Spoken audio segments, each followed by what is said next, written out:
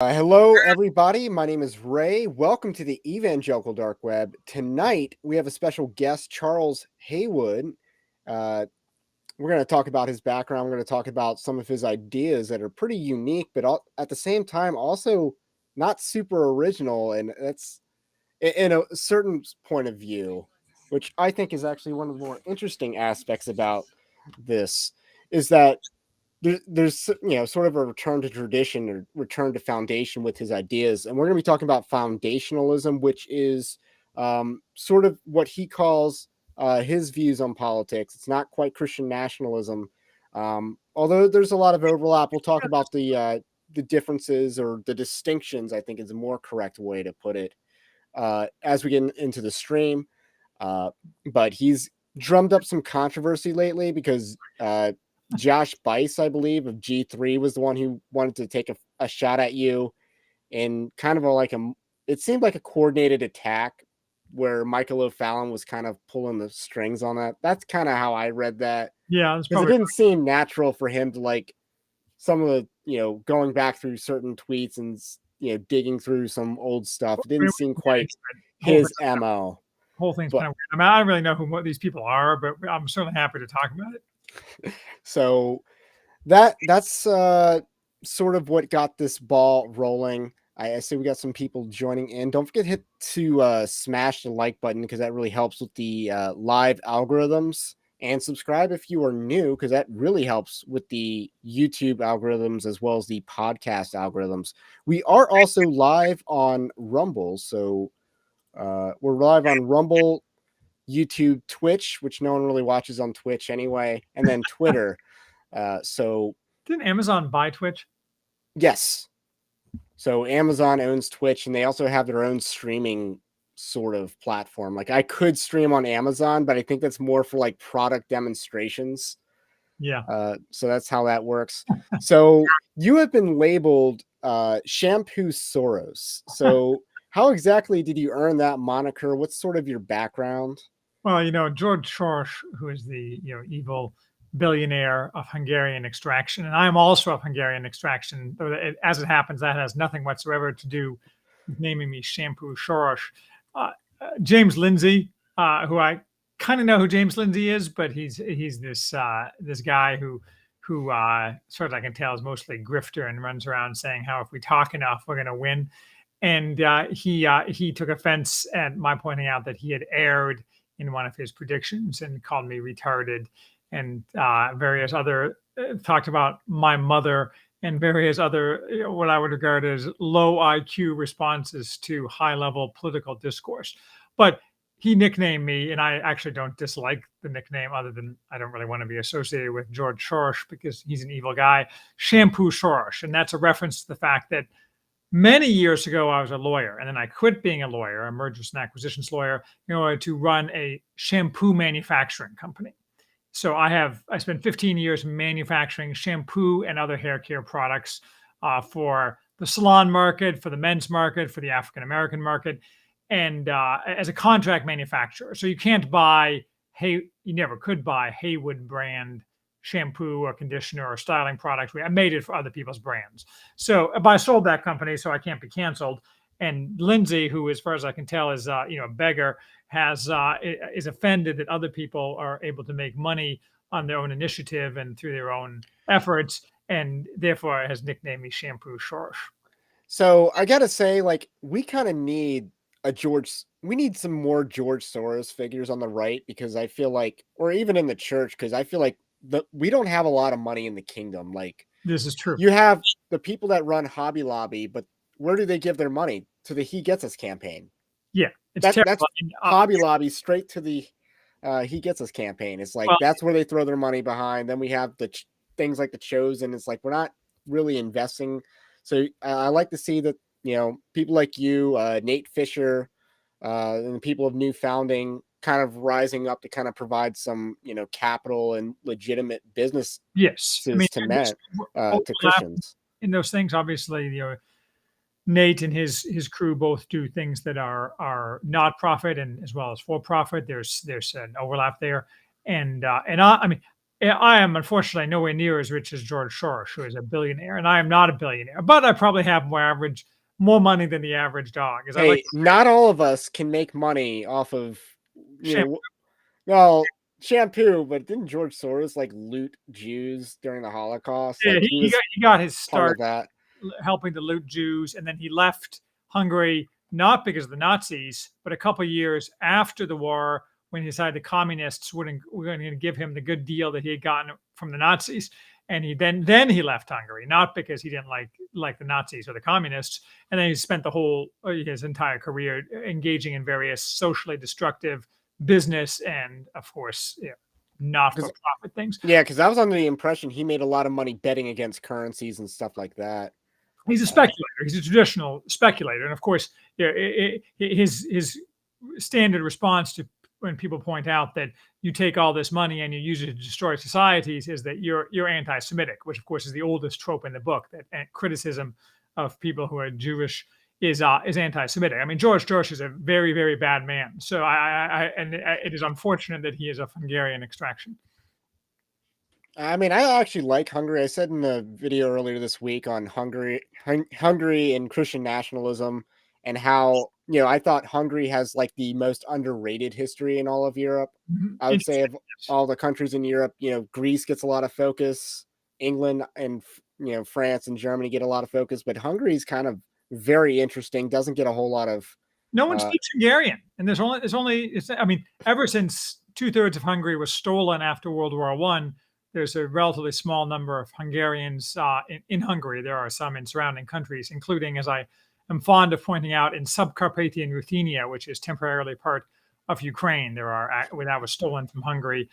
There are Yeah, Victor Orban brought that up in his interview with Tucker Carlson that there's or Hungarians dying for yes, Ukraine's cause. yeah, exactly. Um, So, anyway, so yeah, I was actually in Hungary in June with my family, and that was actually very enjoyable. I didn't do anything political. I was strictly visiting family and tourism kind of stuff. But there are a lot of people on the American right who are interested in Hungary and involved with Hungary, and there's some good stuff going on there. And obviously, I'm a fan of Viktor Orban. yeah, I mean, I think he got COVID really bad, but other than that, he's been pretty solid, Yeah, I mean, he's not especially given his precarious position between exactly. NATO and the EU and even Russia. Yeah, Uh, it's a tightrope, and he does a good job. I mean, is he like the next Charlemagne? No, but for the times, he's pretty darn good. right. I mean, man, you think of like pivotal moments in history, like the Battle of Tours. Uh, wow, if he had lost that, Yeah, I mean, well. I mean, Islam to the Rhineland, even more basically. interesting is what are the pivotal future moments of history that people will then in the future look back at. Those remain to be revealed. So Yeah, that's the most fascinating thing. yeah. I mean, I think World War II is the Battle of London because the Germans sacrificed their air superiority, Yeah, I mean, and I'm they not didn't, too. and stupidly too. They didn't even lose it in a good way. They just threw. They thought that the British didn't have an air defense system all around their country, so they kept I think throwing. it's a bias Yeah, among Americans to focus on American and British events in World War II rather than some other ones that are some of the tank I battle. mean, I think that's number one. I think number two is they didn't. Why don't they surround Stalingrad? Like they never actually surrounded and cut off the city. They just thought they could push through the city. It's like, why don't you cut it off? There. My grandfather was, in fact, he wasn't in Stalingrad. He did not, but he did fight in the Royal Hungarian Army against the Russians, though in Hungary. Not fortunately for him, as most of the Hungarians who went east did not come back. Yeah. He was in his 40s, so he was drafted late in the war and did not get sent off to unfun places in the on the Eastern Front. Yeah. I mean, yeah. Yeah, we could get on World War Yeah, II, but so let's we're getting off topic. yes. So you were criticized by Josh Bice and a lot of the G3 folks for advocating political violence. And I read your manifesto, and I like using the term manifesto because I have an upcoming book that I call a manifesto, on the title cover or the cover summary. Um, and the way I read it is you view political violence as sort of an inevitability because regime is more fragile than it appears, kind of like a paper tiger. Well, Um, like I don't know. Literally never heard of Josh Bice before he started attacking me on Twitter. And he owns a very big, or he's the president of a big organization called G3 Ministries. G3 Ministries, as far as websites go, is a giant, but he is not a giant. Well, I mean, he seems to be either, a liar or very low IQ, because he keeps attacking me even after being repeatedly corrected on two things, and they're kind of related. One, this question of violence, and I mean, I'm obviously very clear that political violence, or what they used to call in the late Russian Empire, propaganda of the deed. Political violence under an oppressive regime is never a winning strategy. I mean, it's also probably an immoral strategy. That's a different question, but it just isn't a successful strategy. And so this idea that we should have political violence is not, I make very clear, is not something that I'm interested in. That's different from saying that I expect the future to likely, as our society transitions, because the nature of societies is they transition, most transitions involve some level of violence. That's just a historical fact. And so people need to be aware of that and take that in their thinking. That's totally different than calling for political violence. And it's obvious that he knows that distinction, but since he doesn't want to engage with my actual ideas, he makes up this fantasy straw man. And weirdly, both he and Lindsay are a weird pair. I think I get the impression that O'Fallon is somehow bankrolling them or something. O'Fallon created the company New Founding, which is James Lindsay's Patreon on system. Nate Fisher's. Let's not slander Nate Fisher. Sorry, not New Founding. New Discourse. New Founding is awesome. Don't associate New Founding with these cretins. Sorry, New Discourses, which he created that company, and then so Michael O'Fallon created that company. That is the what? What's it called? No, Michael O'Fallon founded Sovereign Nations, but he also founded New Discourses, which is James Lindsay's website that is basically how he's monetized his platform. Right, very lucrative. Right. That's my impression, that they're trying to protect their grift. But the other thing that Bice is always banging on about, though he's backed off it, I mean, he hasn't brought it up in a couple of days, and I don't pay it much attention, obviously, is that I say positive things about Lenin.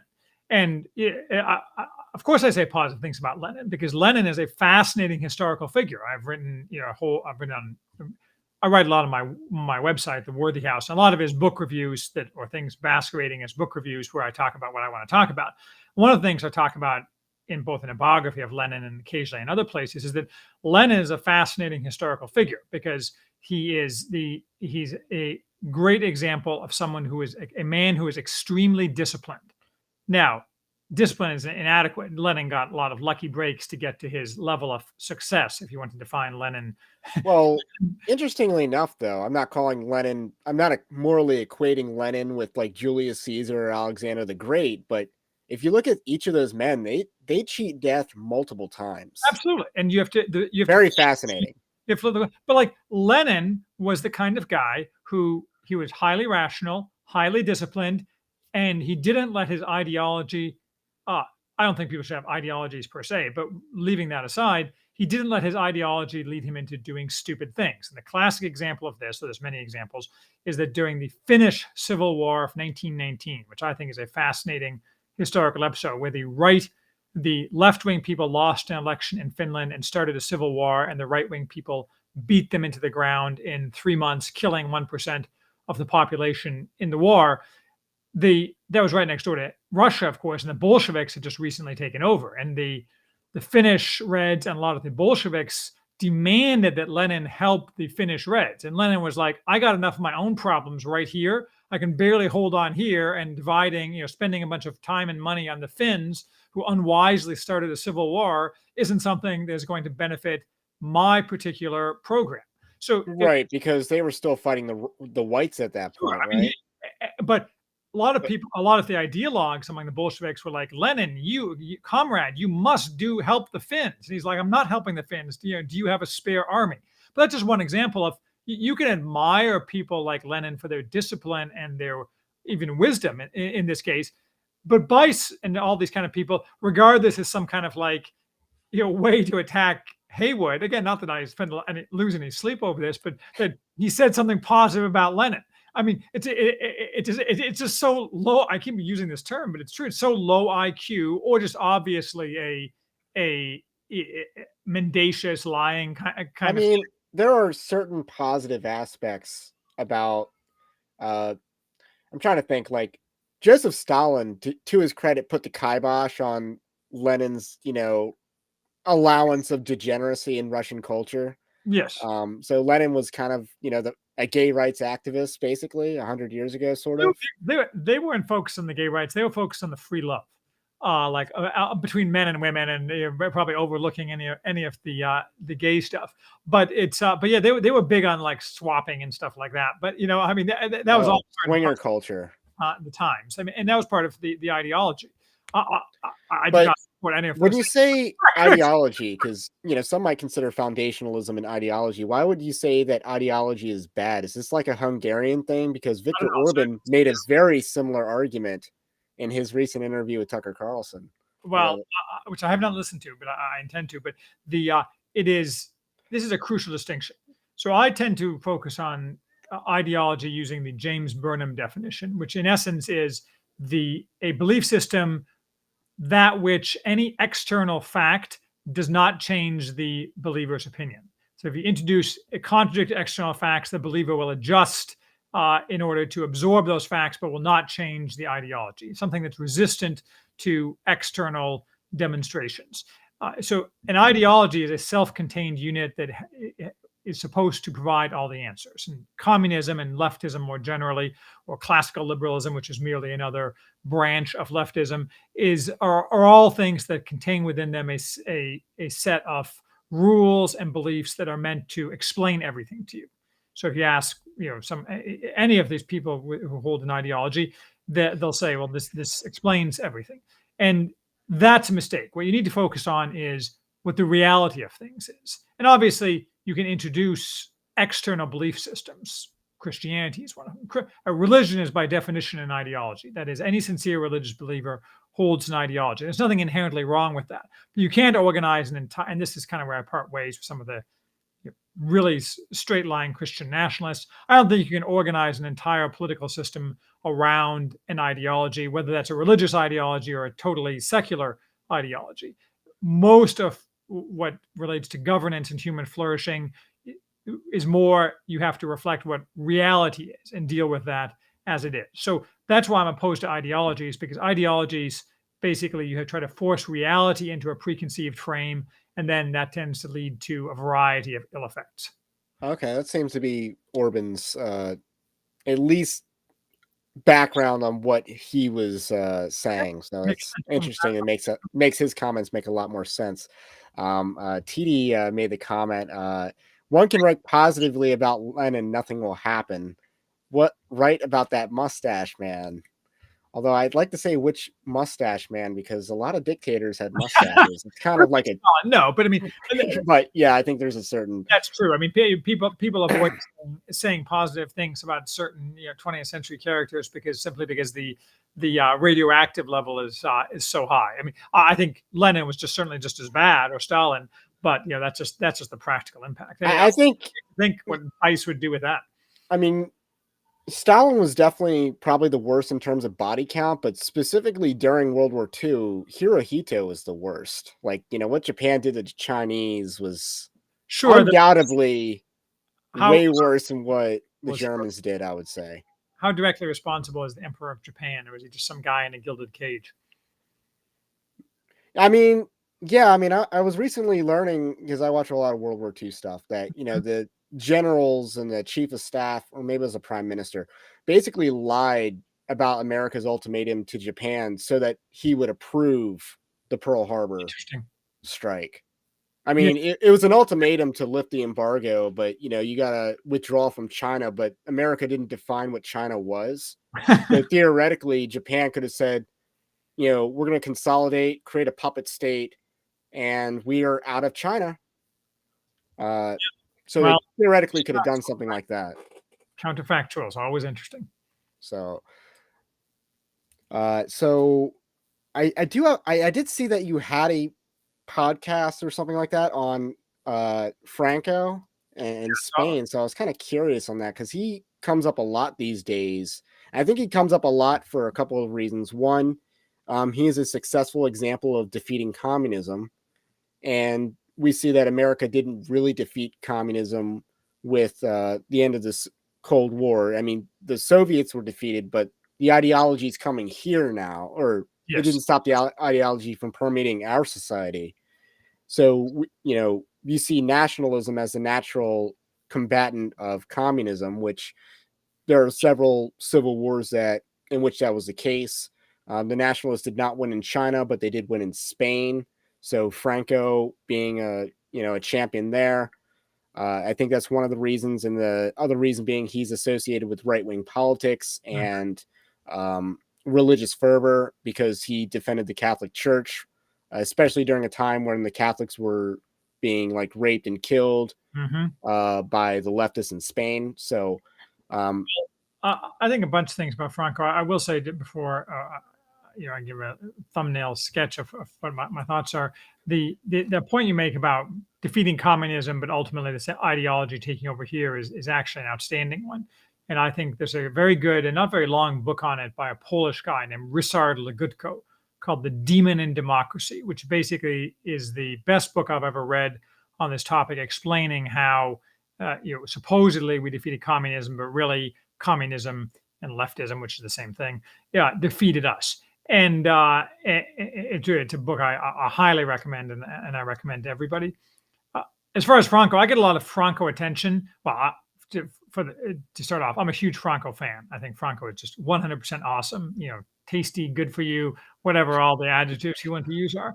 I have a long piece summarizing the life and times of Franco called On Francisco Franco, which every so often pops up on Twitter and gets a couple thousand views and then goes down again. So I mean, it's gotten like hundreds of thousands of views over time. And it explicates the truth about Franco based upon specific books that I adduce, and I talk about anti-Franco books and so on. It's a very long piece. I mean, it's, I don't know, 30, 40 typeset pages. And but it's a complete examination of the man and his life and times and what he did and why he's so hated. And as you say, he's hated because he successfully defeated an evil communist regime that needed to be destroyed. And he destroyed it, and he did a great job of it, and 100% of it was tasty and awesome. And so, I mean, there's more to it than that, obviously, but I mean, Franco was great. And that's why he's so hated, because he was successful. Unfortunately, when he died, I think 1975, that was the wrong time to die. So all of his by that time, the church, for example, had taken to backstabbing him regularly, the Spanish church, and because the Catholic Church had turned rotten in the 60s. And in the 1970s, so-called liberal democracy, merely just another facet of leftism, seemed to be on the ascendant. And so all of Franco's work was basically undone, which is unfortunate. But what you going to do? Bring him back, I guess. Yeah, maybe. It's interesting because he's kind of, I mean, people go after him because he was a proxy for the Germans against the Soviets. And then those same people kind of don't recognize that Hitler arose out of a response to Bolshevism in the Soviet Union. Like, I don't think you really have a Hitler without that. Oh, not at all. I mean, that's an underrated historical fact that Bolshevism, the fight against Bolshevism, was a real thing. I understand that completely from a Hungarian context. The Hungarians, of course, fought. Yeah, Hungarians and Romanians, like, I really don't blame them for being Axis powers. Like, that was not at all. in their best interest at the time. And I mean, and there was only a chance for Hungary to get back the lands that had been stolen from it. But more than that, it was a crusade against Bolshevism, and an entirely legitimate crusade against Bolshevism. And that gets obviously lost in the other crimes of the National Socialists. And while the same crimes of the Bolsheviks are completely whitewashed. But yeah, this is not news to anyone. Right. So let's kind of get into the foundationalism. You have 12 tenets. It's in the numerology of the symbol that you have for it, which I like. I like that the symbol has that thing. So, and it also kind of looks like a cross, but it's not like a black iron cross. No, that would be unfortunate, perhaps. So, yes, would be unfortunate. Someone left a comment, said that this Jerusalem cross in my background looks like the swastika. I'm like, What? Like, do you not know heraldry? That's just So, crazy town. It's like when my wife's Australian, where we used to live, we had a Australian flag hung up for a while before Australia went to hell. And then someone commented to us, "Why do you have a Confederate flag out?" I'm like, "Yeah, if you can't tell the difference between the Australian flag and a Confederate flag, you need to like go." right. That's something bad. So anyway, so just going into the uh pillars here. So the first pillar you talk about is space. And I kind of took that as cities are bad. And you kind of am I understanding that No, correctly? Or you're not. Yeah, you're not. I mean, I can talk about cities, but cities actually fall into a later pillar, which would be high culture and discussion. okay. Space is space exploration, the works of man under the eyes of God. That is, I think that space exploration and space exploitation is a unifying, binding goal for mankind that is also useful. And this actually makes me part ways with a lot of people on the right who think this I is noticed that you were big into space exploration. Are you a Star Trek fan by any chance, or not really. I science mean, fiction at all? I read a lot of science fiction growing up, but yeah, I read science fiction. The science fiction went into the toilet probably starting in the 1970s, and most modern science fiction is completely unreadable. I mean, there's exceptions and some things that are actually not bad or not wholly bad.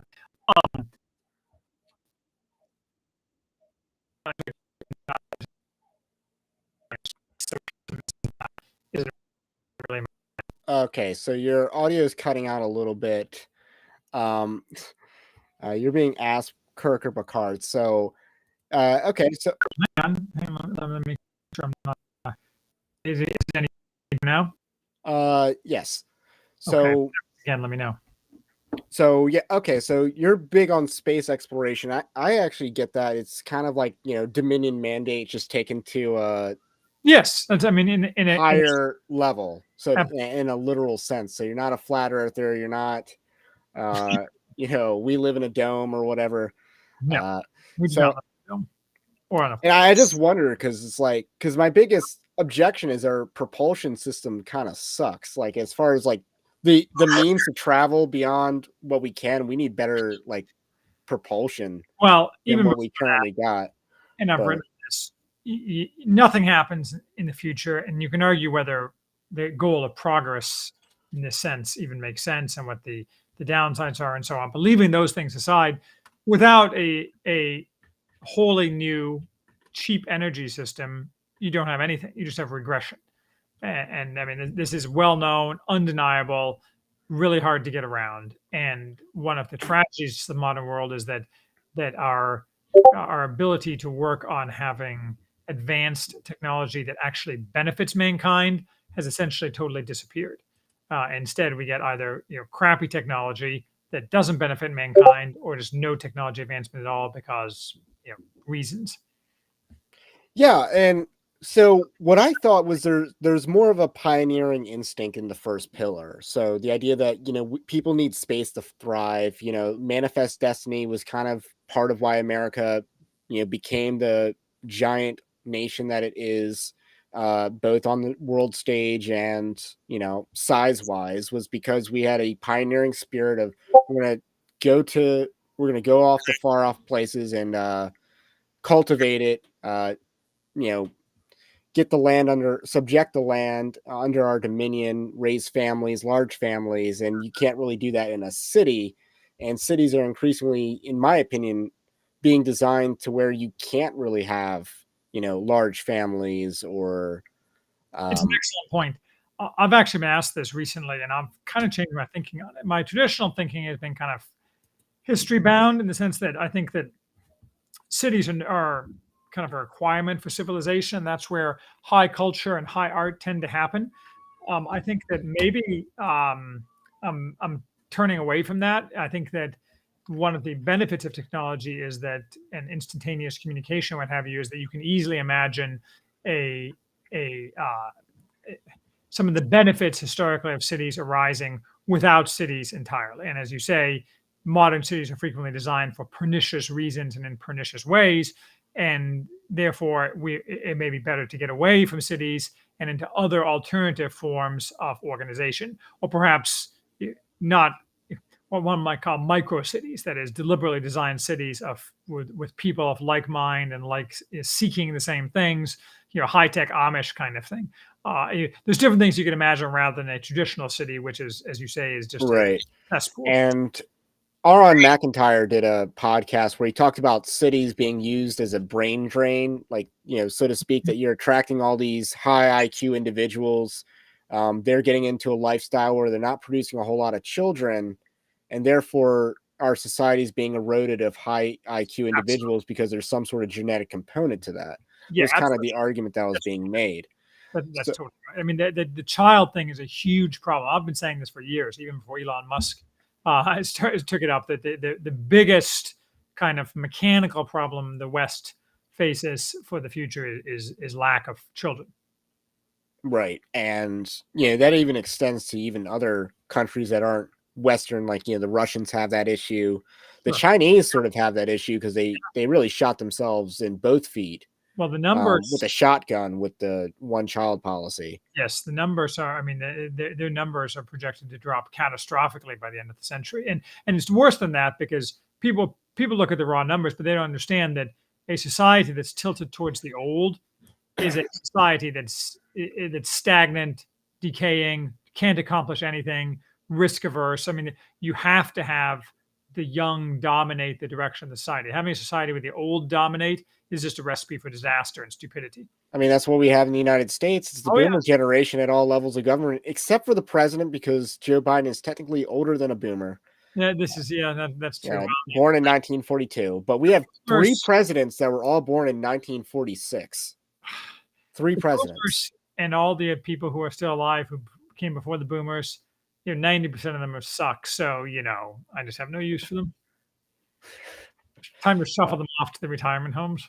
uh, Retirement community. I don't know if you've Well, seen no, in Sopranos. fairness, I don't think we should have retirement communities. I think we should have extended families, and we should not be Yeah. old I people. mean, and yeah, that's one of the things that you kind of think about as a believer is whether to subject old people to that. No, you shouldn't. But Yes. I'll make an exception for some of the boomers. Well, we got Congress, which is basically a retirement community now, with weekend of Bernie's and Fast Times at Capitol Hill. Yeah. So it's kind of all that. So let's talk about the second pillar, which was a mixed government of limited ends and unlimited means. So this is kind of scary to a lot of conservatives, particularly those who believe that it is a you know un government with unlimited means is scary to a lot of conservatives, especially those who believe in limited government. But you define limited ends. So let's kind of first start out breaking that down. So, what are the limited ends of government? So the limited ends of government are well, there's a couple, and as with everything under foundationalism, there's no 100% answer that's going to apply for every future society because things have to develop organically. So, for example, a good example here is a society that faces significant external threats. One of the key important things that the government has to do is manage those external threats. That's an end of government that's crucial for that society. Whereas a society that doesn't have a lot of external threats, that's not such an important end for government. Regardless, that being a key element of what the government is supposed to do, the government has functionally unlimited means to that end. Of course, I mean unlimited in the sense that they can like take infants and put them in cannons, or something like that. But I mean, within reason, it means unlimited means. And mixed government is an important element of that as well, because a mixed government is the break upon the misuse of unlimited means. So a mixed government historically is one that has elements of monarchy, democracy, and aristocracy, and so you have and represents all elements of society. You don't want a democracy ever. Pure democracy is the worst ever. You can imagine a monarchy being successful because all monarchies are in fact forms of mixed government, because there's never been such a thing as an absolute monarch in the West. So whatever the ends of the government are determined to be by that society, the government functionally should have unlimited means to pursue those. Now, monarchies did get more, I don't want to say absolute, but certainly the crowns became stronger as the late Middle Ages progressed into the pre-industrial revolution era.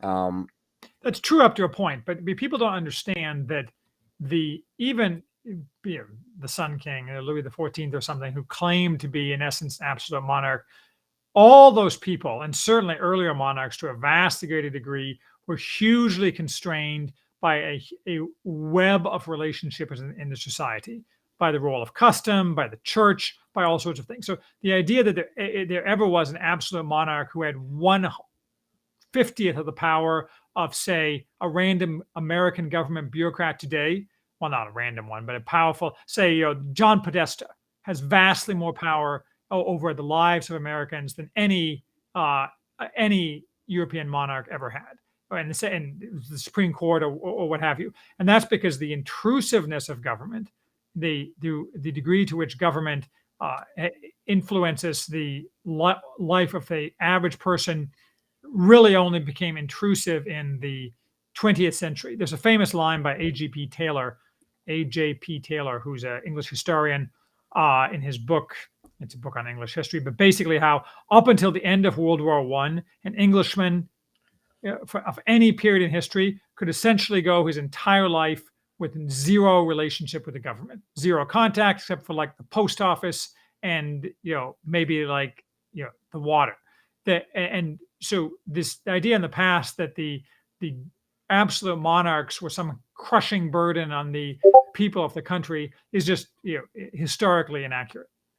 yeah, I mean, I think there were times when you look at the English Civil War where the King of England became more of a prescient force, particularly because he was anti-Calvinist. But yeah, on average, I think you're right that if America, if all America is an experiment, then I don't see how we succeeded in our mission. But if America is more than an experiment, if we are a nation, yes, we rebelled against the crown, but we also have our own heritage, our own culture, and we created our own unique national identity. If we have more, if we're more than an idea, more than an experiment, then there's hope for us, because if we're just an experiment, I'm not sure how you call us a success Well, that goes back. after 200 years. Sure. Well, I mean, things end, but the that goes back to your point earlier about nationalism. That is, Right. nationalism isn't something. I mean, inherently, nationalism is opposed to things like communism or other ideologies, because nationalism is a natural facet of mankind. Because all it means is the love of one's nation. And so, the idea that America is nothing but a thought experiment is obviously false. It's more of a thought experiment than a lot of other nations, but that's why nationalism, just like Franco, is tasty and 100% awesome, at least in theory. I mean, nationalism can take unpleasant turns, but in terms of an organizing principle, if you don't have a nation organized around the principle of nationalism, you don't have a nation at all. Right. And one of the things that you could have had back then, with the non-interfering monarch, is you would have had a national pride surrounding the monarchy, which, British people still maintain somewhat to this day. Yeah. Perhaps because the monarch is so non-intrusive. Well, they're just Um, waiting for Meghan Markle to ascend the throne, and then they'll really stop having respect for the monarchy. Very true. And it's, viewed as right wing to support the British monarchy system, because it is a vestige of when the British people are awesome. But in 1945, they decide to, you know, remove take the keys from Winston Churchill after he did a good job and go left wing. And No, it's very strange. I mean, the British self-destruction, and most recently, obviously, with allowing millions of alien invaders to completely destroy the idea of the nation. I mean, it's very the kind of tendency towards national suicide across multiple nations in the second half of the 20th century and the first half of the 21st century. but they started early. Yeah, but 500 years from now, historians will be wondering what the hell went on here. I mean, I think it's going to be Yeah, I very. mean, you have the guy that won your existential war, and then you take the keys from him mid negotiations, Yeah, and but I mean, it's more than that. Like that and itself. then they, go socialist. in Right. order to go socialist. Well, That's just do one of the everything main wrong, reasons. and then, then they and but, it is what it is at this point. I mean, England is completely irredeemable, or the UK or whatever you wanna call it. I mean, Yeah. the sooner they put out a sign like "To Rent," and everybody just decides to let the alien invaders sweep over it. uh If they didn't decolonize, they wouldn't be if Europe didn't decolonize, they wouldn't be dealing with mass immigration issues. No, but even if they did decolonize, they should not have accepted anyone from the colonies who did not fit the proper mold of being a British person. That, I mean, that was their first flaw. This idea that we have to accept people who are alien to to Britain because they were in colonies, and those colonies hugely benefited those colonies on average. And those people who were colonized should have been grateful and stayed in their own damn countries. But that's not the way they took it. What was it? So, when I say, the role of government, just to go back to pillar two, you look at Romans 13, it's a reward good and punish evil. So, crime and punishment being a main function of government. We'll talk more about your views on punishment when we get down to, what is it, pillar 10 or 11. But for now, it's like I see that as the main role of government, and yet it's such a controversy when you believe that the government should punish what is evil. Blasphemy laws are all the rage this week in Yeah, I terms of saw it. national debate. That's Um, an easy but it's answer. like that's one of the 10 Commandments. Textbook good versus evil here. I don't, and one of your pillars is on favoring Christianity, which we'll talk about later. But again, that's rewarding what is good. So I see like Romans 13 as a standard framework from which, that's, your foundation, so to speak, in building a more biblical understanding of what should government do and what powers should they have. I mean, foundationalism is it while it explicitly advocates Christianity, is also explicitly, though I don't know if I actually say this anywhere, non-biblical. It's not biblical because I'm not Protestant, and so I don't believe in personal interpretation of the Bible. I don't. I mean, it's just not my thing. And so what I think about the Bible is I think is fundamentally irrelevant, both for myself and for or not the Bible as a whole, but specific scriptural passages, because I think that I am not really competent to analyze Romans 13 and take from that wholly on my own initiative what what is being instructed to an average Christian. That doesn't mean it's not informed by the Bible, but I don't make any attempt to it's not a this is kind of where I differ from some of the Christian nationalists who tend to hold the opposite view. I'm not here to interpret the Bible for people. I'm here to interpret what I think are Christian approaches to things as informed by people who are smarter than me who have thought about this.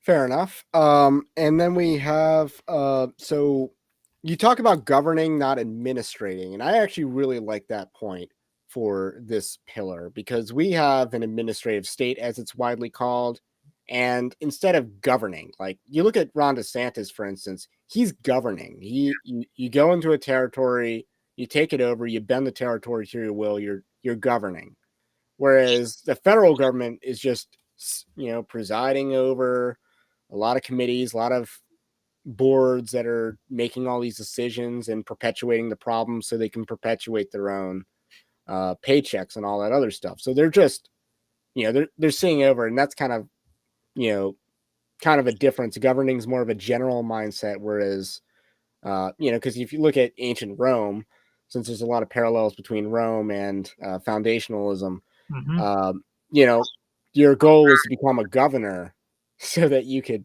in some ways pay back all the debts that you've accumulated. Sure. But also because, that was the end goal was, you become proconsul to then become a governor afterwards, preferably of a rich province. Right. So, I think uh, I mean, governing versus administering is tied closely to a government of limited ends. Administration necessarily leads to mission creep, where the government tries to administer everything. And so, if the focus is on governing and only governing with respect to specific ends, anything that matters needs to be dealt with and this is another pillar, subsidiarity, it may be the case that some amount of administration is required, say zoning laws, or something like that. But that's something that's strictly done on a local level and therefore is responsive to the needs of local people and has nothing to do with the central government. And primarily what we're talking about here is the central government, of course. Right, until we get to some of the later pillars. Yeah. So let's move on to pillar 3, which is about ruling class virtue. And I had a question about this because usually, ruling classes, upper classes are a little bit more decadent because they can afford to be. Like, there's only, you know, so much degeneracy that a poor person can buy. Not that a lot of people are poor because they succumb to degeneracy and drugs and vice and all that other stuff, but um, the rich people can get away with it more, and that's when you have your Epstein Island playgrounds This and is historical all myth. this other stuff. It is people focus on the kind of sexy stories of decaying stage civilizations where the rich are ill-behaved, and so yeah, sure, like Epstein and the entire American elite is completely unvirtuous and rotten and decadent, but that's because they're at the tail end of their stage. If you take the American elite at the rising stage of the American civilization, they're extremely virtuous and extremely non-decadent. I Much mean, George Washington used an example of that major gentry in terms of British class system.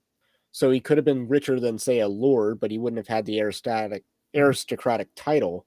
Mhm. Um, all accounts, pretty virtuous guy. In terms of standing, you would have, Benjamin Franklin. I don't know how rich he Yeah, was, he but he was a little bit more degen. was, and there are exceptions, obviously, but there always are. But But on average, he's the like the pinpoint example of like a founding father not being the most virtuous in terms of moral behavior. Thomas Jefferson with the whole Sally Hemings being a myth and all. yeah, no, you're right. So, but on in any group of men or men and women, you'll have some set of bad behavior. But on average, in rising, strong civilizations where the elite have virtue, they're much more virtuous than the average random poor person, or maybe middle class person. That's harder to tell. And there's many examples of this, and I'm confining it to Western ones. But the classic example is, of course, the rising Roman Empire as opposed to the falling Roman Empire. Everyone talks about the falling Roman Empire.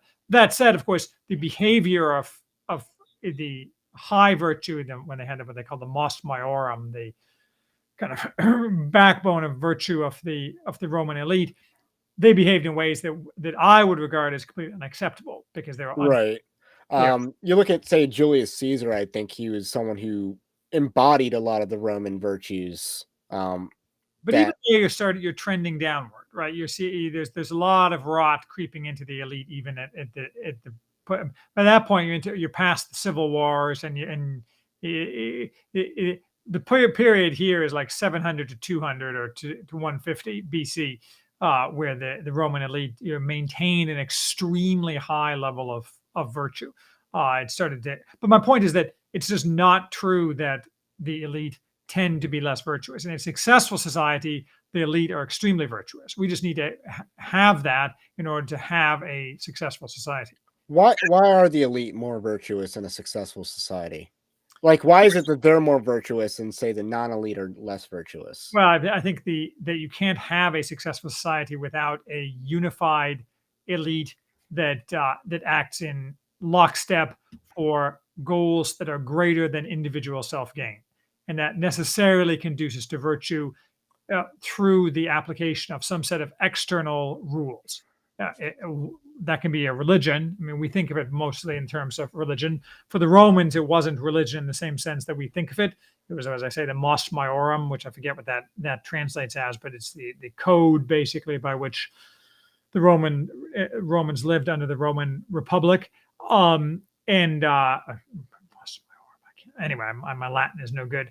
Anyway, but I think that it's necessarily the case that a strong, successful society is going to have that, because if you're never going to hear about them if they don't have that. Okay. And that's something I'll definitely look into, as far as you got me stood up on that one. Because again, there is a because we're living in a world where the elite are so decadent that Oh, it's sure. really hard to imagine otherwise. And Right. like it's kind of like the middle class is the least decadent, but at the same time, they're also, there's also like the gynocracy ruling us as well But we're at the here. end stage, right? The clown show isn't going to go much Right. longer, but the clown car is going to crash. And so at that point, all these people will just be historical footnotes.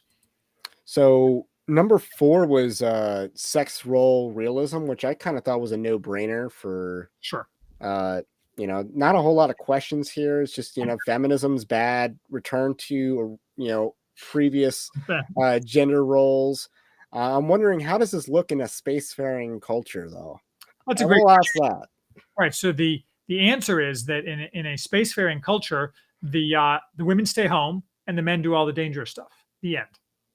I mean, the women don't stay home. Like if you are like colonizing asteroids or something, the women stay at the base and they raise the children. And if you notice, all modern science fiction, even fairly good science fiction series with a book and then the TV show The Expanse, of course they interchange men and women, which is insane, but they don't show any children at all. It's bizarre. So a spacefaring society is going to need lots of children.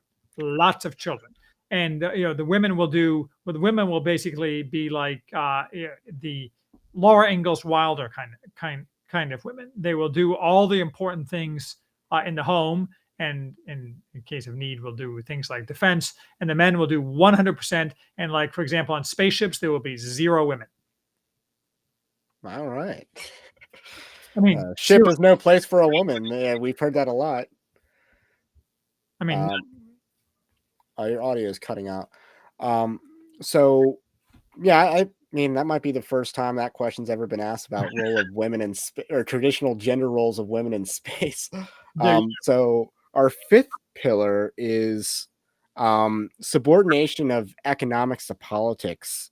Can you talk more about your criticisms of rent seeking in this pillar in the manifesto? Because um, I, I had some confusion, but I sure. didn't disagree, but I just want a little bit more fleshed out.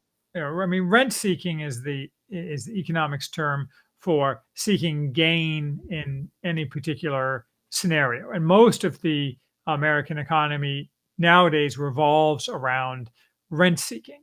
And Congress enables people who are favored by Congress to gain rents. And of course, rents in this sense doesn't mean house rents. It's broader than that. The house rent is a type of rent.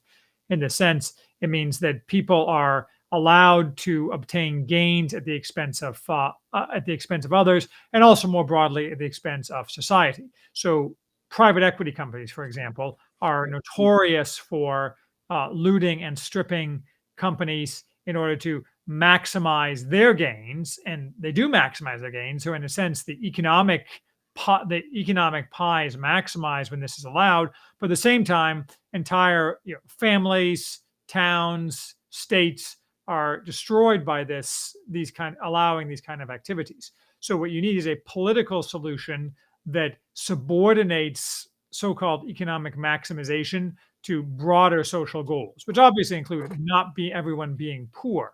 But the fact is that I mean, it's a somewhat different argument, but most of what we think of as GDP is fake. So it's not even true that we're expanding the Right, economic. because GDP, for instance, doesn't really account for, used products, or a lot of economic things don't count on the GDP. Or the classic example is like when 2 women hire each other to watch the other's child, GDP goes up, but if they each watch their own child, nothing happens in GDP, which is obviously stupid. But they're still being productive. Right. And so all of your so-called household labor that women traditionally performed isn't included in GDP, and so people say celebrate when women are forced to go work in cubicles and put their children in daycare. It's the dumbest thing ever, among a lot of very dumb things. And so the point is that I don't have any.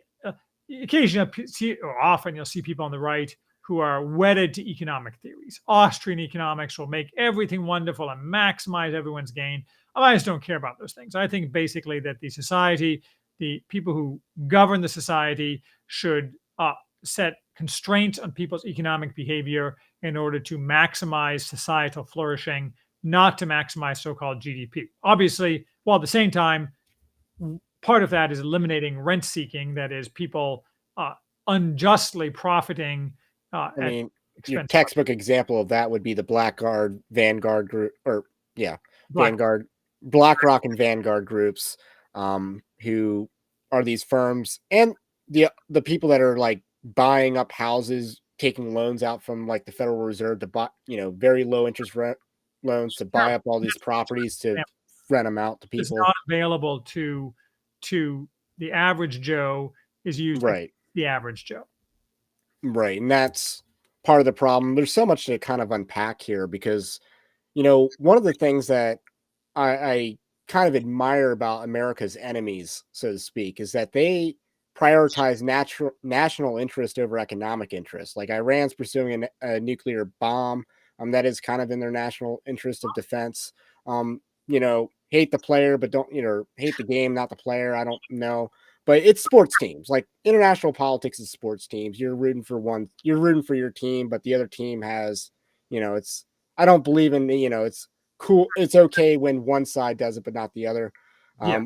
Russia clearly prioritizes its own national interest over economics. And America, like, wow, we don't really prioritize our national interests at all on the global stage, No, it's terrible. and it would behoove us to.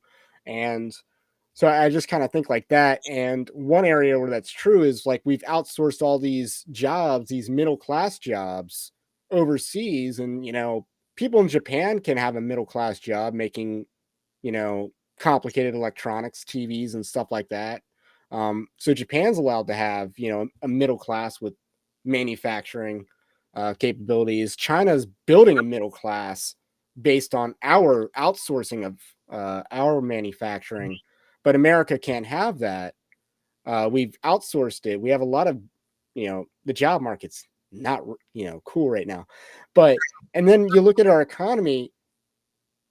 I mean, what is it? At least 40% of our workforce, 40 to 60%, somewhere in that, is public sector. And that doesn't even count the public sector adjacent. Like, I'm public sector adjacent because my day job is government contract. Hmm? So, there's so much of our economy now revolves around the government. Right, it's fake. I mean, Yeah, exactly.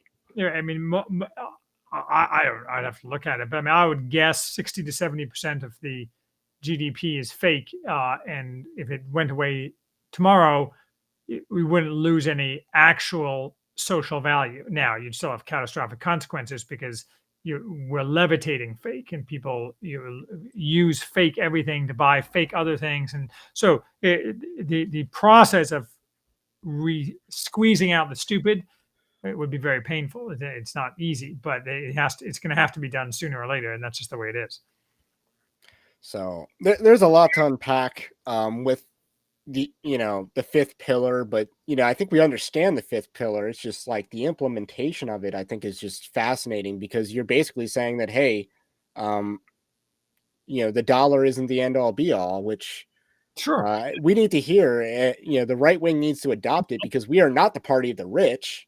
Yeah. Republicans are not the party of the rich. We're outspent in generally every election, barring being an incumbent, but not always. But Yeah.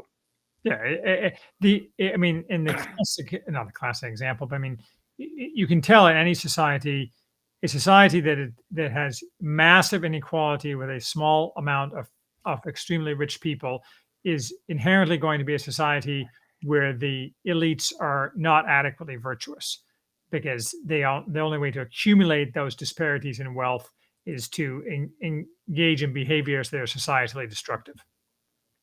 all right, so let's talk about the sixth pillar, which is uh, intermediary institutions. And I'm kind of more interested in how this is implemented because this is like the shortest Mhm. portion of the manifesto. So I was more curious.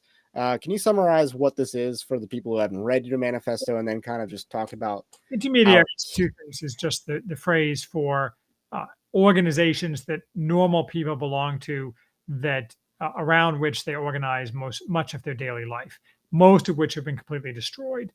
Robert Putnam wrote a book called Bowling Alone some years ago, which is the classic work on this. And basically, I mean, he focused on bowling leagues, but that's just one example. The people used to in America up until and it started decaying in the 1940s or maybe early 1950s, spend most of their time around small local organizations, churches, unions, bowling leagues, you know, local clubs, Rotary, what have you. And that's what organized their social life in their communities. Those things have essentially all been destroyed, disintermediated, and so now people interact. Their main interaction is with the state or with agents of the state like giant corporations. And that is inherently a destructive way to run a society. So you need to rebuild, and from the ground up is the only possibility, organically, intermediary institutions. The easiest one to rebuild is churches, but Right. from there you have to have other things flow from that as well. So Andrew Eisker's book talks about this. I believe he also cites the Bowling Alone book, Mm-hmm. because he talks about the atomized man, which is kind of what I see this as. A lot of male-only spaces have been eroded, in part because of feminism Yes, and and glass ceiling shattering and stuff like that. you can't have all the civil rights laws need to be erased. People need to have total freedom of association, whether that's on the basis of race, religion, sex, what have you. Right. So I think this pillar pairs very well with the fourth pillar on sex role realism. You're creating male space, Yes, and it helps create an undergirding social fabric, which leads to a high trust society, which is ultimately what is the end of this pillar. It's yes, high that's trust society. yes, So the seventh pillar is uh, subsidiary. So, right. So the idea, and go ahead. okay, you go ahead. Yeah, I mean, the idea, this is relates to the discussion earlier about government, and I touched a little bit on this, but this is, again, none of these concepts are original, obviously. The subsidiarity is a very ancient concept, but the idea that anything that needs to be done administratively needs to be done at the most decentralized level possible. That is, there's no reason whatsoever to have the central government opining on the vast majority of topics. And to the extent that there needs to be some authoritative expression on some topic, that needs to be done at the most local level possible, where the understanding of the facts and both the facts of the matter, the facts of the people, the competing claims maybe are much easier to handle on a more local rather than a more centralized level. So I did have a question about this, but I want to kind of touch on, it seems like the U.S. at its, the U.S. Constitution seemed to have gotten a lot of this part right. I mean, obviously the necessary and proper clause has been, and the interstate commerce clause have definitely been interpreted at extreme levels to justify policies that go beyond the scope. But you look at, powers of Congress, establishing weights and measures, currency, uh, tariffs and import duties. You talk and the ability to raise an income tax through apportionment. Mm-hmm. Uh, so they had a lot of fixed powers, um, and a lot of central powers, but the regulation of marriage was explicitly reserved to the states until 2015 Mm-hmm. in that Supreme Court ruling, and among other things. So we've kind of gone way beyond that with creations of entire agencies. So one thing that I kind of wanted to ask about in terms of the local politic is, what happens when the actions of one community impacts another community? Is this when a higher level of government would kind of be the overseer of that? Yeah, Uh, that so we're talking about the issue of externalities. yeah, that necessarily has to be the case. Though obviously, in any kind of sizable polity, you're going to have multiple levels of government. I mean, your two basic choices are you can fight it out, or you can have someone with a higher authority decide it for you. And I mean, this has been recognized for a long time. Back to our discussion earlier about Western European monarchies, the monarch very rarely had anything to say about local disputes, but in many cases, and this developed in England, for example, relatively early on, you could, in fact, if you were not getting satisfaction, present something to the king in order to make a decision. If, for example, you thought the local people who were in charge of these disputes were screwing you. So there, typically, as with everything, the methods for dealing with disputes develop organically, typically from the ground up, based upon the facts upon the ground of who has the power. and you want to avoid conflict, obviously, but there's always going to be a fair amount of push and pull until the framework gets situated. It just conflict is inevitable, and some set of rules has to develop in order to alleviate that. But most typically, that's going to be whoever is the next level up in the chain. Yeah, it kind of reminds me of are you familiar with the Song of Ice and Fire book series? Sure. Okay. So, yeah, or which is what Game of Thrones is based off of. And it reminds me of Daenerys. And when she's Queen of Marine, and all she does as queen is hold court. Hmm. So she's literally overseeing the petitions of peasants Yeah. and other noble classes. And that's one of the reasons why she's an extremely incompetent ruler. Yes. And the book portrays her as such. And, maybe having a 15-year-old girl as a ruler is a bad idea in general. Yes. But she's an extremely incompetent ruler. And one of the reasons is, she doesn't she doesn't have an office, so to speak. She just holds court and oversees the disputes between peasants. And that's not an effective way to govern. Yes. Right. So, A well-run society develops effective ways to govern, but that's going to and you also see that in the book of Exodus, where, Jethro tells Moses, you need to uh, you need to create a hierarchy here to handle these disputes, because you're Moses. You sure. know, you can't be having little people bringing their disputes to you And over nothing. you don't want to, you can't take things to extremes. So you don't want to start a system like you see in some of the Balkan countries, where blood feud is Right. the way to resolve disputes, and you don't like a Scandinavian type system where you have people paying off fines for murders. Doesn't sound so great either.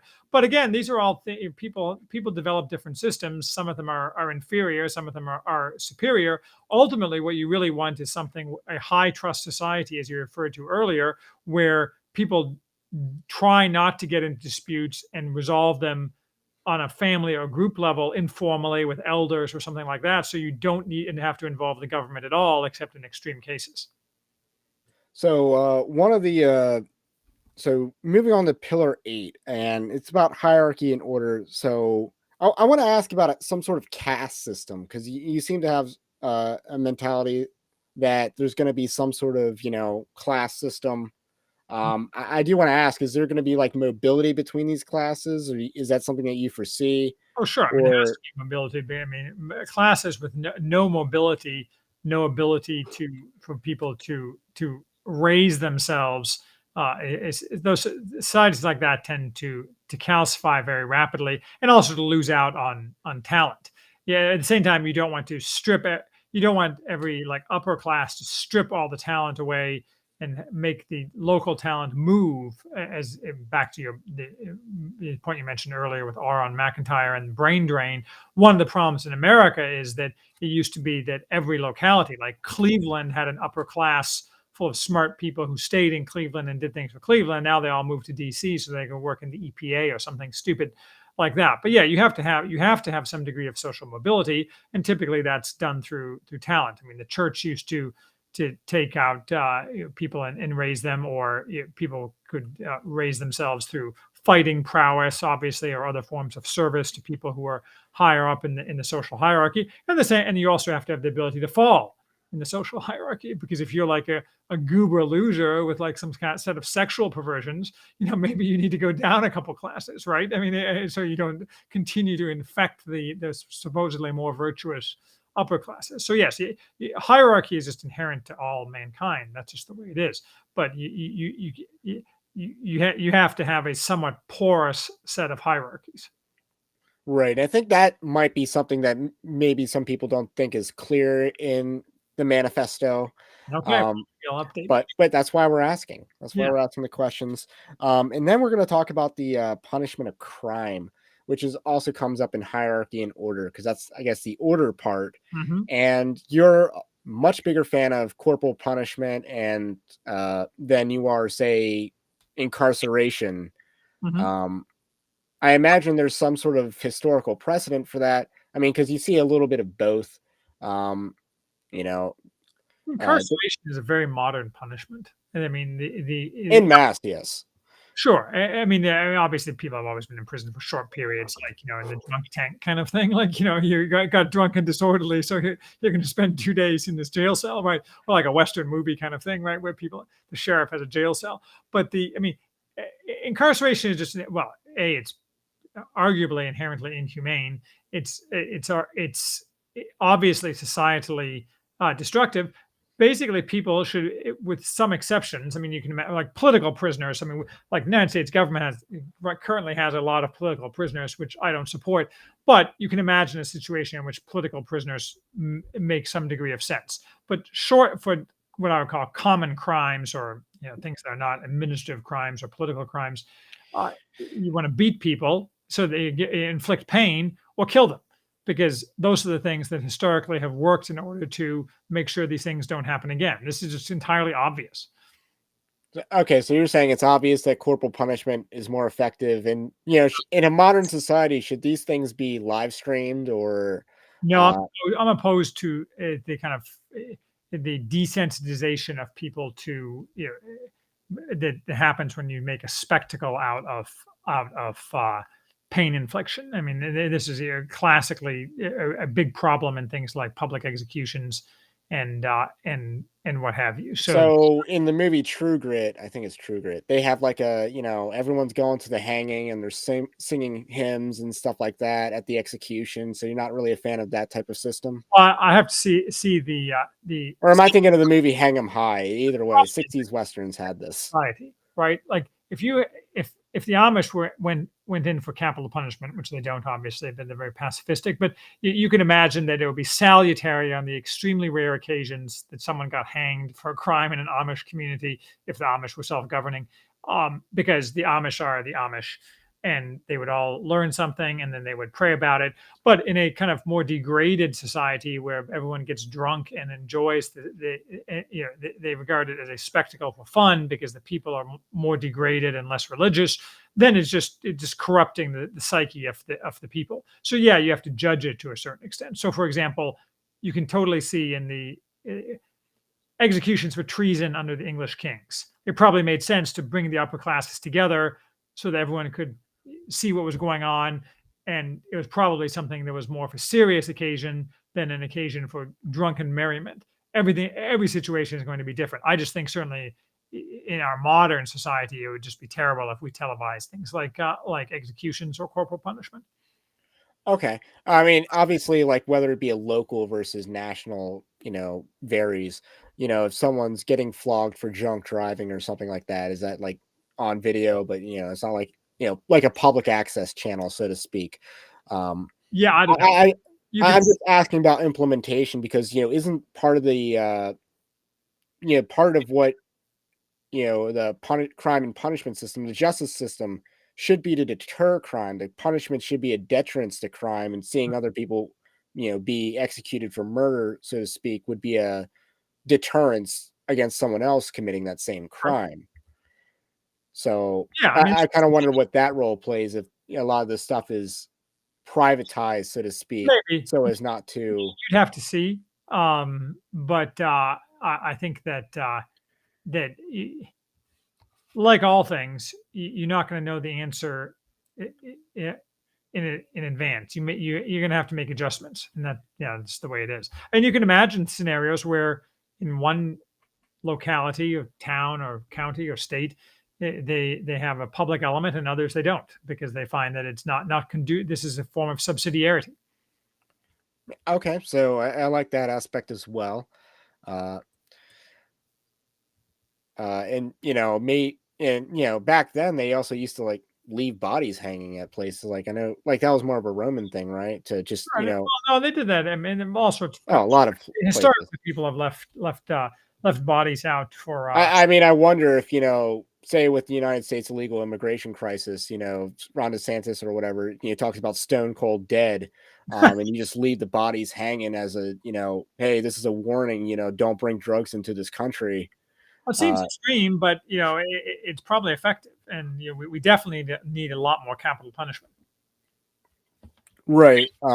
Do you think that should also be a subsidiarity thing as well? Like what gets capital punishment, or do you think there's some It's absolutes on actually what you that's get? Yeah, you don't want. The problem is you don't want, because the capital punishment can't be reversed or ameliorated later. You need to make sure that the justice system is rigorous in ensuring that it's implemented properly, and allowing things like the local sheriff in a 20-person town to start executing people is probably going to lead to mistakes.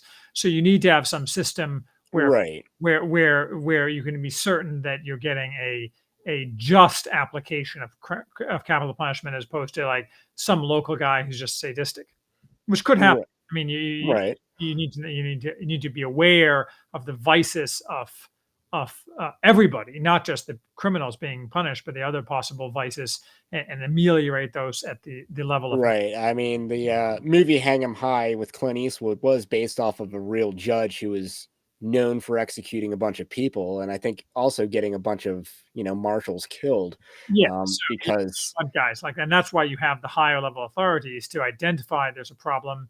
To right. listen, I mean, the like the Louis the 11th, I think it was, one of the famous but relatively early French kings sent around. It was the first king to send around agents just to listen to the locals, so he could be informed about these things and take action. So you need that system is actually pretty valuable. Right. I mean, and one of the reasons why I wouldn't really consider myself a theonomist is because you look at, practical application of law, like, the Bible doesn't say, arson is a capital punishment or even a super severe crime, but obviously, if you set fire to a house, you could kill people. Mhm. Or, if you set fire to, say, a certain place in California, you know, the amount of damage that you could do is catastrophic. Or, to go back to the Western example, if you stole people's horses, that was treated as a way severe offense because there's presumably the implication that you're leaving someone stranded to die. I I mean, think was also exactly right. I mean, every situation is going to be different. Stealing so a horse in if everyone keeps horses for show jumping, that's different from stealing horses when they can strand someone. right. So, you know, I was just wondering whether there is like a only these crimes get the capital punishment, or should it vary based Oh, on yeah, I mean, uh, the only absolute rule would be that no crime that is not in and of itself a crime uh, could be punished by anything but a fine. That is, if the government makes a rule that says you there's a Latin for that, like malum and malum se. se and malum prohibitum, no malum prohibitum crime should be punishable by anything but a fine or deprivation of property. Yeah, I think that's a pretty good standard. Um, and I think murder should also get capital punishment, Yeah, sure. 100%. Yeah, I don't distinguish between first and second degree murder because I don't think God does, because it talks about murder and manslaying. that I would have to think about, but but that's a good example of what I was talking about earlier. I would not in the least base my opinion on that on what the Bible says. Well, I just don't think there's really I'm not sure when in law there became a difference between first and second degree murder, because Either, but I mean, but I don't really think it's a real difference because in terms of you killed I someone, agree you with the argument intended to kill you made, someone. but I would not spend any time at all reading the Bible to determine whether I thought that. And I'm not trying to be rude. I'm saying, like, in my kind of frame, the biblical analysis of the crime of murder is fundamentally not irrelevant, but close to irrelevant to the question of whether capital punishment is appropriate. I mean, I would disagree just because I think the Bible prescribes it. No, I understand. I mean but this is kind of one of the. I mean, again, I'm not trying to like start a big argument, but No, you're not. my point is that this is a fundamental disagreement or worldview difference between the way how I approach some of these things and the way the people I agree with on a lot of things approach these I things. mean, one of the reasons why I want to have this conversation is to understand the distinctions between Yeah, absolutely. foundationalism and Christian nationalism. I think there's a lot of overlap. There is a lot of Um, overlap, though I can't uh, be an expert in Christian nationalism, but I certainly like the Christian nationalism guys. and we certainly have a lot of affinity for you. There's some hype. Um, uh, and let's talk about Pillar 9. The Christian religion. So this is basically about the government should give preferential treatment to the Christian religion. Yes. And And say, this go was ahead. a no-brainer in Western civilization Right. for hundreds, over 1,000 years, and then all of a sudden, you know, secular neutrality, principled pluralism, and this post-Civil War consensus, or not post-World War II consensus, that America should not give any preferential treatment. Hmm. Yeah, it's a very new idea that there shouldn't be some sort of uh, preferential treatment. Yeah. I I believe in what I call pluralism light. I mean, Christianity should be the officially preferred religion, though I leave open what brand of Christianity and how to deal with that.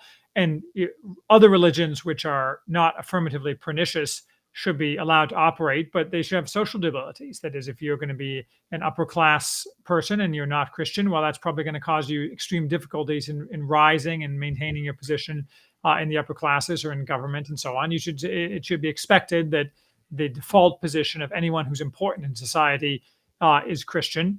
And if you choose to go a different way, that's fine, but it's not like it's cost free. Right. I mean, I don't think the government can compel conscience, but again, that's one of those accusations against Christian nationalism that's unfounded. Like, no one's really advocating for an established church. I Hmm. mean, I don't think it would be inherently wrong, but no one's really doing that in the American context, so to speak. And so that's, completely unfounded allegation. And then the idea that, we can't force people to go to church. I mean, and we can't, make someone saved by government compulsion. I don't think that's really how that works. And the idea is that the keys of the kingdom stay separate from the sword of the government. The government's supposed to promote what is good and punish what is evil. It's not, it stays in its own lane. Yeah, no, I agree. And I And think, then the other accusation, and maybe you can speak more to this, is that we're neo-integralist, and Christian nationalists are accused of being integralist, and that's not a Protestant yeah, view of government. that's like a nonsensical statement in the Protestant context. And I mean, Low IQ, to go back to what you right. were talking. And I think you should have what they call the Byzantines used to call symphony, which is cooperation between church and state. But I think fundamentally, you don't want the church, you don't want the state spending. Certainly, the state should enforce moral rules and prohibitions that are strictly moral in nature with criminal sanctions. I have no objection to that. But a society with a government, the only reason that people obey the moral rules is because of government punishments is obviously not going to succeed. What you want to have is extreme social stigma for is the controlling device for most things. That is, adultery is illegal, divorce is not allowed, but the real enforcement mechanism in successful societies for those things is stigma. That is, you're expelled from polite society if you engage in bad behavior of those sorts. I mean, I think that's one of the most overlooked things, or under focused things, is that I think it works top down and bottom up, in terms of how things work. The government can set a tone, but and that causes a social change that people then comply with, so to speak, if that makes sense. Yeah, I mean, absolutely. we see it work in a very bad direction. Like, how many people went? How much did our society go gay after 2015? Yeah, that's very Really gay. whatever. So it worked in the opposite direction, and I think it can work in a positive direction if it were trained to work in a positive direction. Right. And so social stigma all day, every day. So that kind of covers the ninth pillar, which again, Michael O'Fallon will call us neo-integralist for this and all this other stuff. But it's really, you look at, say, the Zambian constitution, which I think it's Zambia, where they say in their preamble that this is a Christian nation and stuff like that. Like, stuff like that is good. And Certainly. I mean, all day. and Michael, it helps create the undergirding social fabric that enables a high trust society, yeah. which is what Stephen Wolf is very much advocating Mhm. towards. So let's talk about the 10th pillar as we round the final stretch, and that's high culture. So you talked about, I think we already answered our question on the high mobility. How much of this is inspired by the Roman patronage system? Because this is kind of like, Well, You it's not know, just the Roman patronage system, but it does relate to economics and the upper classes. I mean, every successful society, the rich people uh, dictate the course of art and culture and fund the course of art and culture. And that's true. In our current society, we just fund I mean, like the Italian Renaissance art, particularly was patroned by high society. chi, I mean, and so on. So we just need to reverse the current flow of things. I mean, the current ruling class that has all the money should lose all their money, and ultimately, it should, to the extent there's real value there as opposed to fake money, it's going to go to a new, largely new set ruling class, and they should adopt a new set of artistic mores and motifs and fund a different set of artists, and we can just forget that the unfortunate so-called art of the past 60 or 70 years, the vast majority of it ever happened. Yeah, I mean, I think this one's kind of simple, but yeah, it does remind me of the Roman system, Sure, which absolutely. in more American context, the so-called mafia is loosely inspired by that, uh, as it took various more criminal elements. But Yeah, but I mean, that's perversion of a system that, right, when it works correctly, works well. right. So, uh, Pillar 11, techno optimism. And again, a lot of stuff about spacefaring, and you're not about idealizing agrarianism, which a lot of people tend to do on the right, is homestead, homeschool, homestead, and maybe something else that starts with home. I'm definitely into those things, but as you can see, Yeah. I'm a very highly online individual. I'm an embracer of technology, in and more technological entertainment rather than like traditional entertainment in a lot of ways. So I'm not uh techno cynical or technophobic, might be the other way to put it. So you kind of challenge a lot of preconceived notions of the more people who are more traditionalism, focus more on idealizing agrarianism. You challenge that head on, with techno optimism, by also going into spacefaring. Yeah, I think it relates to the space frame. It's not at all limited to the space frame. You can do this entirely without space. And I'm all for homesteading and those things. I regard those things highly. I do a lot And of do it in space. myself, and you can do it in space. I think my point is that technology is not inherently bad. That is, but a lot of the technology that we have and the uses to which we put technology are extremely bad. This is just a question of a virtuous society controls technology, and rather than allowing technology to control it. I understand there are people who disagree with this. They think that technology or technique in the Jacques Ellul sense is inherently destructive of mankind's morality and so on. I think we can control technology as long as enough stigma is placed upon misuses of technology. But And yeah, along those lines, like you look at the whole artificial intelligence discussions, like I like artificial intelligence. I'm someone who can use artificial intelligence to, advance this ministry, do other things. Like I think we should harness this power and use it for good, because it can be, if you know the limitations of it, understand the limitations, understand that ChatGPT is biased, and kind of gear your questions and prompts and stuff like that. So if you know how to use it, you can effectively use it. And it's a good it's example. I mean, I'm skeptical about ChatGPT, and I don't think we'll ever have strong AI. But you're right. I mean, you can use things like Andrew Torba agrees with that. yeah. He Well, also says that AI will always be a function of like its inputs and outputs, that we're yeah. not going to have a sentient computer. And the hype around it is already dying down. I mean, it's like I said 5 or 6 years ago that driverless cars were never going to happen, and they're never going to happen. And they're no Yeah, I close. would have agreed. And same with flying cars Yeah, there's in never a going to. in a post 9/11 world. Like that's not going to happen. Well, I mean, not never going to happen is a bit of an overstatement. Like 100 years from now, there might be driverless cars, maybe, but we're definitely never going to have AI in the sense of like true artificial intelligence. That's Yeah, just we're not going to have Skynet. But a waste of our time. Elon Musk is going to try though. Yeah, well, Uh, yeah, and he wants to create his truth AI, even though he was the face of Chat GPT, and look how that turned out. Musk is a whole other discussion. Yeah, he is. I'm generally a fan, but with I mean, I'm not like dispensational or anything, but as in terms of antichrist-like figures or people who want to elevate themselves to God, like he is that guy. maybe. Again, not my eschatology, but uh,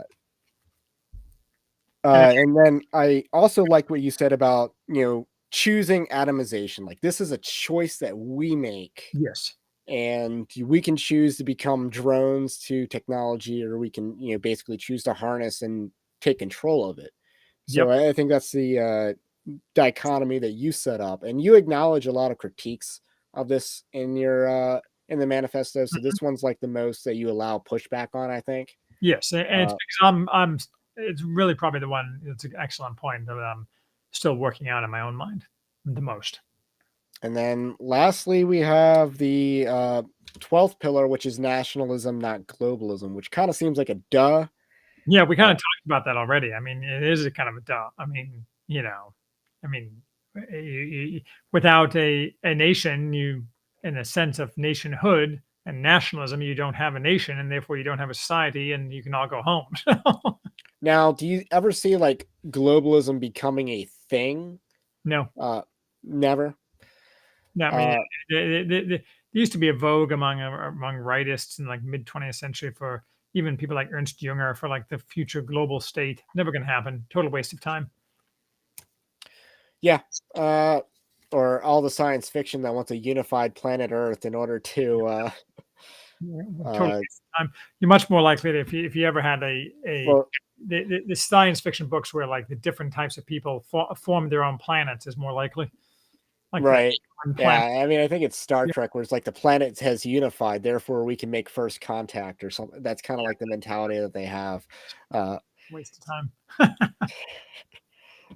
so Uh, you also make the argument that foundationalism is for the West. And why is that? Is it because it's very much inspired by ancient Rome and sort of the practices of ancient Rome? Or, I think it's inspired by Rome. It's more just by like history in general and the reality of things. Part of that is that I don't understand Asian cultures, which would be the only advanced societies ever, or Asian broadly viewed. Um, because that but would include like maybe even the Middle East during its yeah, heyday, so, or that's what I mean, broadly viewed. So I mean, the only societies that ever really advanced uh, the world are Western societies, again, broadly viewed to include the Romans. I mean, functionally, if the Chinese had never existed, it would be of no difference whatsoever. And if the Europeans had never existed, we would still be living in the world of the 1400s, at best. So I think that the foundationalism is a program well, for the the West. Chinese discovered gunpowder, right? So Well, right, but then they didn't do it. I mean, they did they more made with it. It firearms. wasn't just fireworks. They had very crude weapons and cannon, which they didn't advance at all for hundreds of years. And when the Europeans got their hands on gunpowder, within 20 years, they were using 20-foot long forged steel cannon or forged iron cannon to destroy masonry walls. So while the Chinese were still loading gunpowder and some metal balls on a basket at the end of a stick and lighting it with a match. Like Yeah, those things in the Mulan animated movie, or well, I have not seen a Mulan. little. There's a whole book I reviewed, Okay. Gunpowder Age, by an Italian guy named Tonio Andrade, that goes through a lot of this stuff. Though his point is not as negative about the Chinese as mine, but his facts prove the point.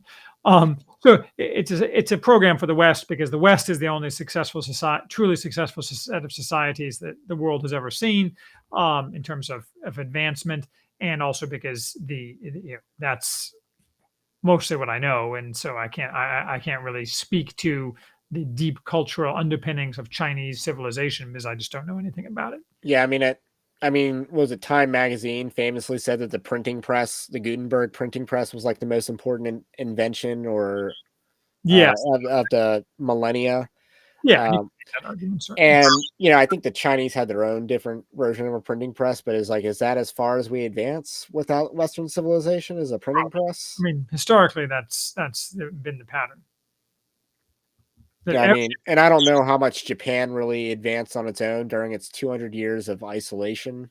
Nothing. They didn't do Yeah, anything. And then then they adopted Western stuff when they came out of that yeah. because it was the best, and they did a pretty good job with that. But it's still adopting other people's stuff. And then at their height, they were kind of a imitation of the British Empire. Yeah, and and didn't end very well for them.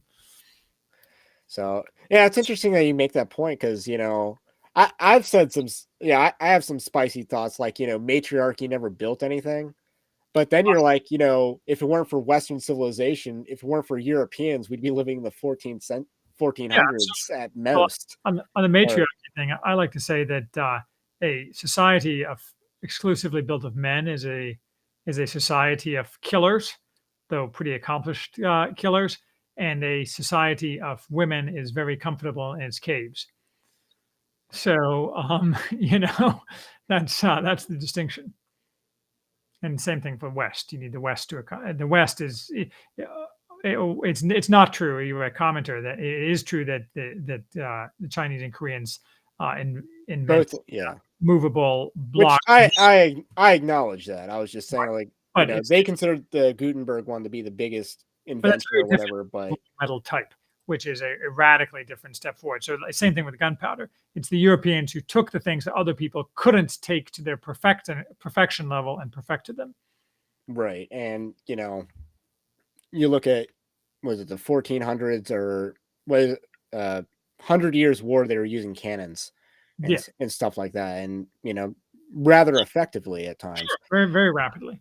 So So so anyway, there you go. That's all 12 pillars. there's knights and cannons at the same time in European Yeah. history. It's one of those under realized recognized facts because you think of cannons, you think of Jack Sparrow era of Yeah. circumnavigation and stuff like that, but no, they had cannons and knights.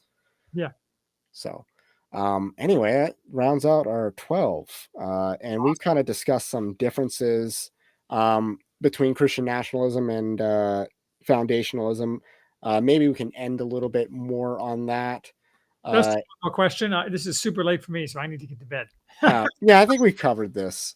Some different assumptions going in, and uh, foundations or more Protestant view of bringing scripture to it. I mean, I don't have a complete sense in my own mind of the differences. I mean, I have read large parts of Stephen Wolf's book and so on, and but much of the theology is kind of outside my ken. But we've touched on a couple of the points of Right. difference. I think.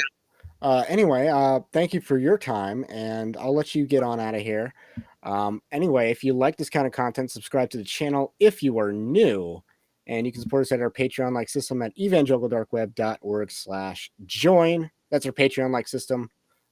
Works like Patreon, but we built our own because Patreon censors, and we try to build as much of our own infrastructure as possible. So you can do that. Otherwise, don't forget to like the video on your way out and subscribe to the channel, to the podcast if you are new. Have a blessed night, and we will catch you on